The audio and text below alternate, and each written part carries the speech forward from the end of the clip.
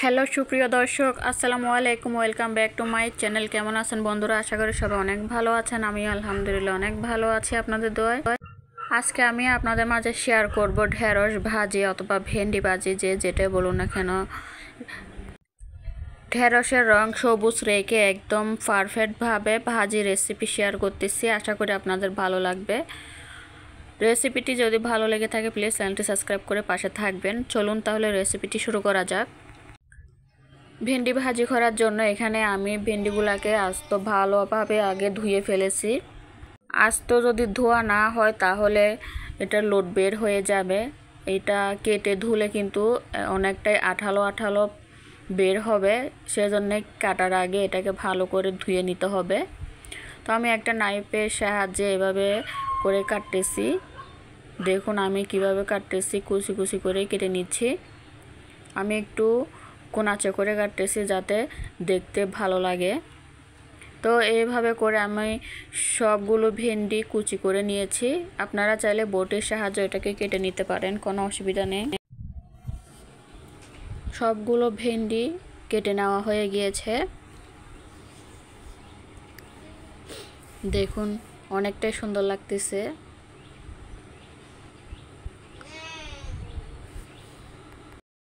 ভেন্ডিগুলোকে আমি একটা বাটির মধ্যে নিয়ে নিলাম। চুলায় একটা হাঁড়ি বসিয়ে দিয়েছি। হাঁড়িটা গরম হয়ে গেলে দিয়ে দিব পর্যাপ্ত পরিমাণ তেল। এর মধ্যে দিয়ে দিচ্ছি 4 থেকে 5টার মতো কাঁচামরিচ ফালি করে। ভাজির মধ্যে তেলটা একটু বাড়িয়ে দেওয়ার চেষ্টা করবেন, তাহলে ভাজিটা অনেক ভালো হবে খেতে। হাফ চামচ পরিমাণ লবণ দিয়ে দিচ্ছি। লবণটা দিয়ে ভালো করে মিশিয়ে নিচ্ছি।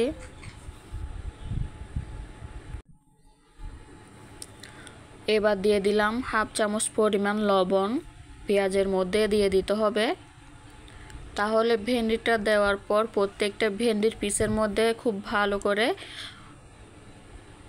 রঙটা হবে, হলুদ কালারটা চলে আসবে আর কি। আর না হলে দেখা যায় ভেন্ডির মধ্যে হলুদটা দেওয়া হলে অনেক ঘাটাঘাটি করে ভেন্ডিটাকে নাড়াচাড়া করে মিশিয়ে নিতে হয়, তাহলে কিন্তু ভেন্ডির গায়ের থেকে অনেকটাই লোড বের হয়ে যাবে। তাহলে ভেন্ডিটা ভালো হবে না, আর অনেক থকথকে হয়ে যাবে। দেখুন কালারটা একদম পারফেক্টভাবে সবগুলো ভেন্ডির মাঝে মিশে গিয়েছে। এবার এটাকে হাই হিট করে রান্না করে নিতে হবে। আমি সুন্দর করে হাঁড়ির চারপাশে বিছিয়ে বিছিয়ে আমি এটাকে রান্না করে নিচ্ছি। কোনো রকম পানি ব্যবহার করা যাবে না। পানি ছাড়াই এটাকে তেলের মধ্যে ফ্রাই করে নিতে হবে। দেখুন ভেন্ডির কালারটা কিন্তু একটু নষ্ট হয়নি, কালারটাও একদম পারফেক্টভাবে হয়েছে।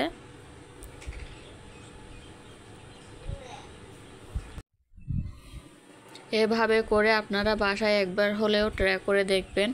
আশা করি আপনাদের অনেক ভালো লাগবে। দেখুন বন্ধুরা আমার ভেন্ডি ভাজি একদমই রেডি হয়ে গিয়েছে।